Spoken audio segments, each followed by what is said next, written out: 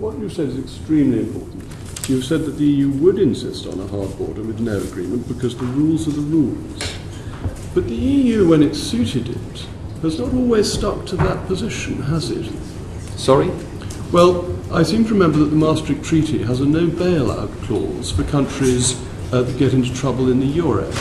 But when it suited the European Union, the rules weren't the rules, were they? The rules were adjusted to meet the requirements of the time. No, I should so not. why are you so solid about the rules being I rules should not now? say that that we all the time change the rules. That's not true. The Stability Pact and Growth Pact rules are fully applied, but inside these rules there of the Stability and Growth Pact, there is a power competence for the European Commission to say when they are launched. We have done it. We have launched procedures against member states, even big member states, based on the Growth and Stability Pact for excessive deficit procedure. It's not true that we don't apply the rules. So the rules were fully applied, were they? So just remind me, what was Italy's debt to GDP ratio when it joined the euro with these fully applied rules? Did it meet the Maastricht criteria? Too high, but they have been put also under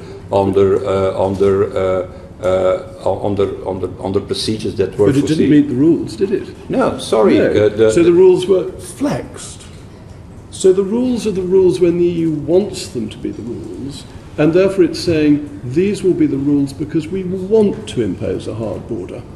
But the rules could be flexed in this area because, as you said in one of your earlier answers, the flexibility, you represent a law-making body. there is more the flexibility that has been used inside towards deficits and public debts towards countries of the Eurozone were possibilities that were foreseen in the rules of the Stability and Growth Pact. The Commission didn't go outside the rules of the Stability and Growth Pact. They have used the flexibility foreseen in the rules of the Stability and Growth Pact. These were the rules to join in the first place, which were much clearer. The Stability and Growth Pact does have an ability not to fine countries, and as you will of course remember, when Germany broke the deficit level, its fine was remitted. So there is a flexibility in rules. In the Stability and Growth Pact, there is a flexibility. And this flexibility has been extended now in the latest changes of the Stability and Growth Pact. There was no flexibility in the no bailout clause. That was absolutely clear in the Maastricht Treaty. Yeah, but and then it was done through something that was meant to be there for natural disasters. Yeah, well, what is now your point, that we are too flexible in the Growth and Stability Pact in a currency union where you are not part of it? No, my point is that you say to us that the rules are the rules and they must be applied, but I'm telling you that there is considerable evidence that the EU does not apply the rules when it's not in its interest to. If you think that a country is not following the rules, or that the European Union is not following the rules, there is always the court. And you can go to court and say the European Union doesn't apply its own rules, and the European Union can be condemned to do so. That's a rule-based system.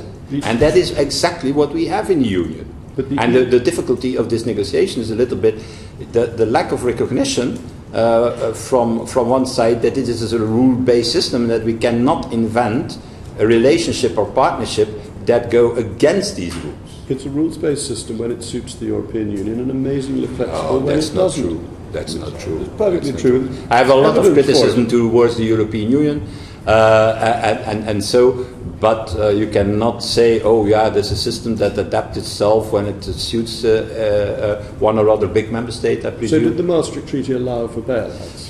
The Maastricht Treaty said a lot of things, and this Maastricht Treaty, I can tell you, I lived it as a Prime Minister of Belgium, has obliged us to do, for example, the 60% I'm talking now about debt, to do enormous efforts. So it's rule-based. It said no bailouts, and that was overridden.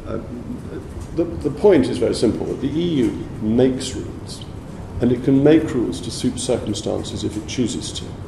But by a voluntary decision, it is choosing to say that its rules are sacrosanct, when in other areas it's been much more flexible, and that this ought to be a part of a sensible negotiation rather than the EU simply saying, we will stick to rules which we haven't done in the past. Now, we stick to a rule-based system, and we will not undo this rule-based system with an ECJ who has the oversight of all this.